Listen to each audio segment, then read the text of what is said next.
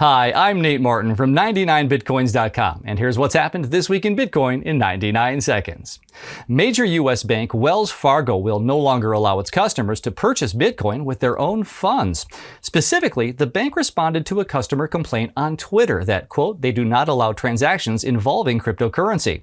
Last year, Wells Fargo banned the purchase of cryptocurrencies using its credit cards, claiming they are too risky of an asset. Wells Fargo's policy runs contrary to the trend of increasing crypto acceptance and integration by banks. Leading digital currency asset manager Grayscale reported that its assets under management nearly tripled from $1 billion to $2.7 billion due to the increase in crypto prices in the second quarter of this year. Grayscale's Bitcoin Trust was up 178%. The asset manager also reports strong inflows into its funds, signaling strong institutional demand for crypto investment. Steve Wozniak, famous for co-founding Apple, announced his involvement with a Maltese blockchain startup. The new company, F-Force, is focused on using blockchain technology to improve electrical efficiency.